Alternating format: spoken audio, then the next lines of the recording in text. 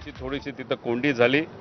त्यामुळे आम्हाला काय त्या पक्षाचं खूप काय काढायचं असं नाही, फक्त तो पक्ष अतिशय कष्टाने अजितदादांनी उभा केलेला आहे आणि मग असंच काही ठराविक 2-3 लोकांमुळे त्या पक्षाला अडचण जाऊ, नाही तर तिथे असणाऱ्या आमदारांना अडचण यावी, पदाधिकाऱ्यांना अडचण यावी असं कुठं आम्हाला वाटत नाही। म्हणून काही चुकीच्या गोष्टी ज्या वाटत असतात त्या फक्त आम्ही पुढे आणत असतो आणि त्या पुढे आणल्यानंतर काकी त्या गोष्टींचं काय करतात तो त्यांचा तसा विषय आहे।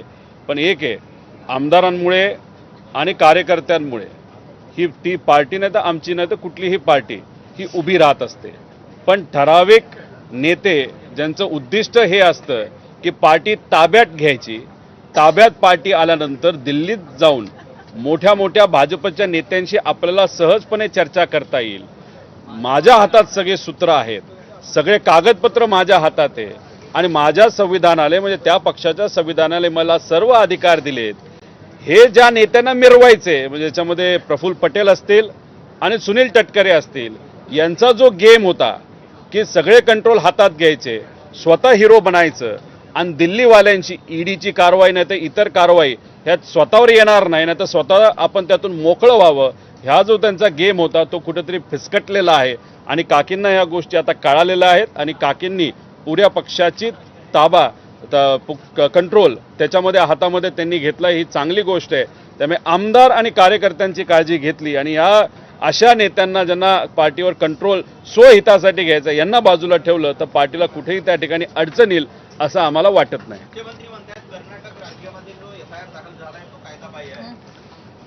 मुख्यमंत्री साहेब बोलत असताना त्यांनी त्या ठिकाणी त्यांचं वक्तव्य केलं, स्टेटमेंट दिली, राईट ऑफ रिप्लायमध्ये मी त्याच्यावर काही मुद्दे मांडले। कुठेही काही इल्लीगल गोष्ट ही कर्नाटक सरकार नाही तर कर्नाटक पोलीस प्रशासनाकडनं झालेली नाही।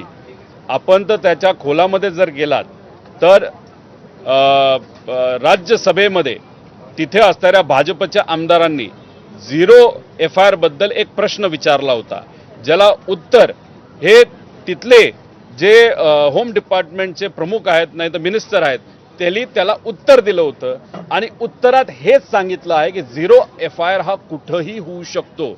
उत्तर प्रदेश सरकार जी भाजपची सरकार आहे त्यांनी सुद्धा सर्क्युलर अशाच पद्धतीचा तिथं काढलेला आहे।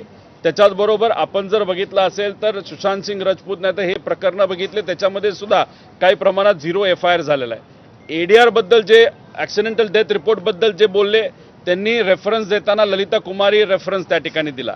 अमित कुमार हे जे काही दुसरं सुप्रीम कोर्टचं प्रकरण आहे त्याच्यात सुप्रीम कोर्टाने जी रुलिंग दिली त्याच्यामध्ये ADR जर झाला असेल तर आपल्याला FIR करता येतो। आणि पण सगळ्यात गोष्टीमध्ये महत्त्वाचं काय, मुख्यमंत्री साहेबांनी स्वीकारलं की जो कर्नाटकाकडनं FIR आलेला आहे त्याला आम्ही इन्व्हेस्टिगेशनचा भाग म्हणून आता स्वीकारत आहोत।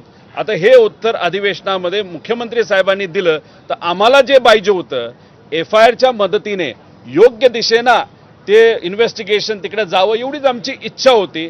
आणि मुख्यमंत्री साहेब जर बोलत असतील की आम्ही तो FIR स्वीकारणार आहोत आणि आमच्या इन्व्हेस्टिगेशनचा तो एक भाग बघणार आहे, त्यामुळे आम्हाला जे पाहिजे होतं आता झालेलं आहे। त्यामुळे त्या FIR मध्ये ज्या गोष्टी नमूद केलेल्या आहेत आणि मी जी डिटेल कंप्लेंट तिथं केलेली आहे त्याच्या अनुसारच इन्व्हेस्टिगेशन जर होणार असेल तर नक्कीच अजितदादा न्याय देण्यासाठी मदत त्या ठिकाणी होईल।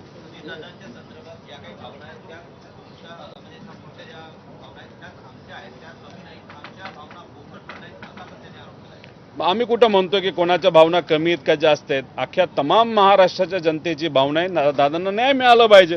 त्या जनतेमध्ये मी सुद्धा येतो, पार सुद्धा येतो, जय येतो, काकी येतात, CM साहेब येतात, एकनाथ शिंदे साहेब येतात, सगळेच त्याच्यामध्ये त्या ठिकाणी येतात।